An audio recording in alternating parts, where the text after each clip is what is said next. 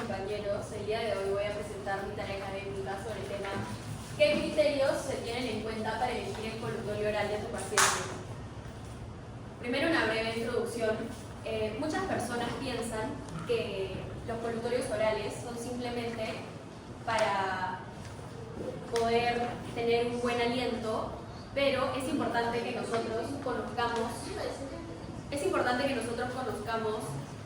todos los mecanismos de acción, que conozcamos todos los principios activos de nuestros colutorios para poder recetar de manera adecuada el colutorio oral de nuestro paciente.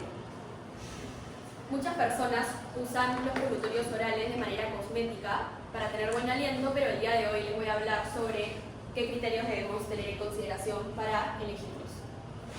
El primer criterio que tenemos que tener en consideración son los principios activos. Es muy importante reconocer los principios activos que puede tener cada colutorio oral, y hay muchos de estos, pero hoy día vamos a hablar de 6 de ellos que son comunes. El primero es la clorhexidina, que es un potente antimicrobiano. Este se usa por periodos cortos, ya que puede generar efectos secundarios y se adhiere a la pared de los microorganismos, desestabilizando la membrana de ellos, para luego provocar su muerte. La concentración que se debe usar de clorhexidina es de 0.12 a 0.2%, y la clorhexidina tiene una alta sustantividad. Esto significa que va a adherirse a los tejidos dentales, a los tejidos blandos de la mucosa oral, y van a actuar durante mucho tiempo, o sea, sobre un largo tiempo. Otro principio activo que tenemos, el segundo del que vamos a hablar, es el cloruro de acetilpiridino. El cloruro de acetilpiridino es menos fuerte que la clorhexidina, pero también es eficaz para reducir la placa y para controlar la gingivitis. Tiene menos tiempo de sustantividad, que significa que va a actuar durante un tiempo menos prolongado que la clorhexidina, y tiene también menos efectos adversos que esta.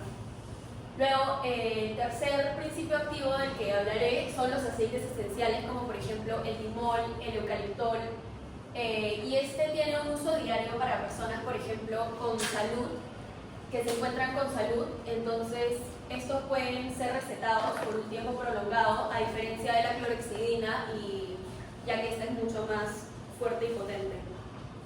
Otro principio activo es el triclosan. Hay una controversia con este principio activo porque se dice que el triclosan genera alteraciones en el sistema endocrino, o sea que hace alteraciones hormonales, pero es usado también, al igual que la clorhexidina, por un corto periodo de tiempo, para no generar ningún efecto adverso, y se utiliza para enfermedades como la periodontitis por un corto tiempo.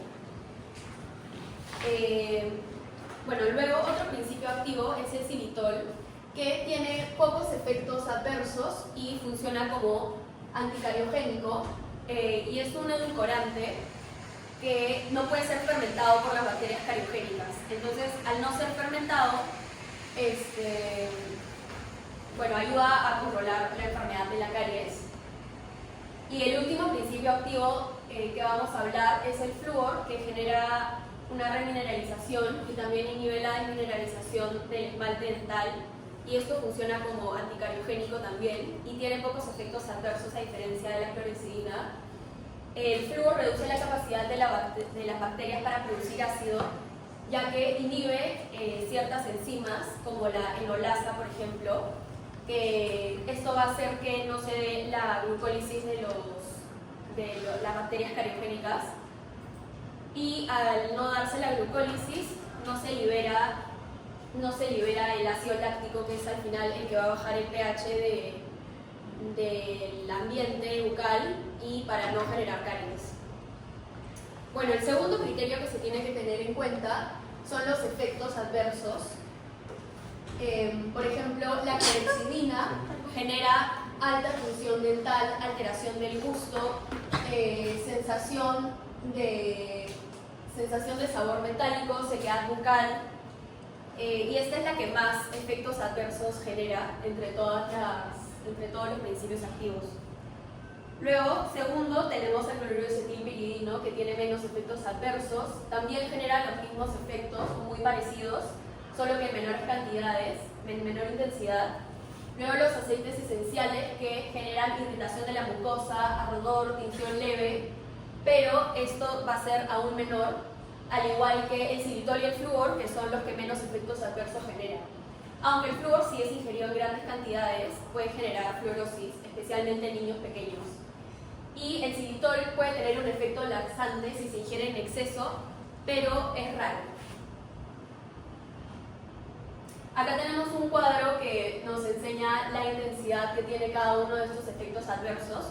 Y como ya mencioné, la clorhexidina es la que más efectos adversos genera con mayor intensidad. Y el principio activo que menos efectos adversos genera son el flúor y el xilitol, que son las barras oscuras que vemos aquí, que generan muy poca intensidad de sus efectos adversos. El tercer criterio que tenemos que tener en cuenta para considerar, para elegir y recetar un colutorio oral en nuestro paciente, es el perfil del paciente. Nosotros no podemos recetarle el mismo colutorio a todos los pacientes, sino que tenemos que basarnos en su diagnóstico y en sus características personales. Por ejemplo, si un paciente tiene serostomía, no podemos indicarle colutorios con alcohol, porque el alcohol es volátil y al ser volátil tiene una afinidad con el agua, entonces va a llevarse el agua con él cuando se volatilice el alcohol, y esto genera que la saliva sea más espesa y esté menos hidratada la cavidad oral. También a pacientes con ortodoncia se les debe indicar cloruro acetilpiridino y flúor porque tienen más áreas retentivas, tienen los fierros de la ortodoncia que lo que van a hacer es retener la comida en lugares donde no pueden cepillarse. Siempre va a ser más difícil que logren sacar todos los restos de comida y por eso se debe indicar cloruro acetilpiridino y flúor para remineralizar el tejido. Otra cosa que se debe tener en cuenta es en pacientes con caries dental o con alto riesgo de caries, debemos indicar colutorios con flúor y xilitol, porque el flúor y el xilitol van a remineralizar el esmalte y prevenir la caries dental. Y para pacientes con periodontitis se recomienda clorhexidina y triclosan. La clorhexidina, que es más fuerte, pero se debe usar por un corto periodo de tiempo, y el triclosan también por un corto periodo de tiempo. Y se debe tomar en cuenta alergias y sensibilidades. Por ejemplo, si es que un paciente es sensible, no se puede utilizar colutorios con alcohol o peróxidos que lo van a irritar. Bueno, también tenemos que considerar para el paciente que el sabor y la sensación sean agradables para él, porque no solamente es qué cosa nosotros le vamos a recetar, sino también si el paciente va a adherirse al tratamiento. Bueno, acá está movido el PowerPoint, pero en la que subí sale adherencia del paciente.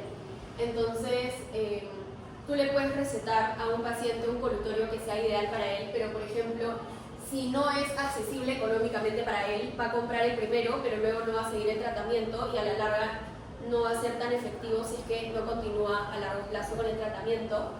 Y hay que tomarle importancia a las preferencias personales del paciente. Por ejemplo, si es que el paciente quiere un colutorio con tal sabor, no vas a recetarle uno que tenga menta si es que no le gusta la menta, no le gusta el olor, porque a la larga también puede ser que lo deje.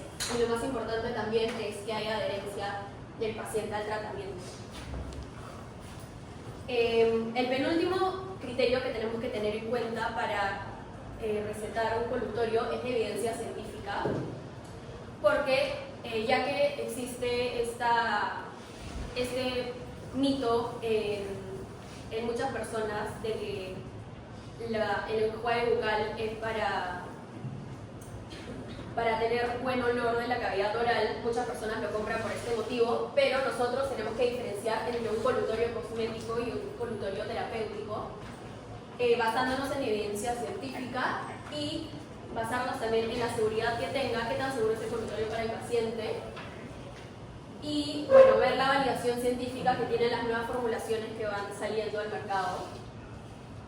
Y conclusiones, es importante seguir el colutorio según el diagnóstico y preferencias del paciente, así como basarse en evidencia científica actualizada para garantizar su eficacia, seguridad y pertinencia en cada caso clínico, especialmente en cada paciente. Y esas son mis referencias. Gracias.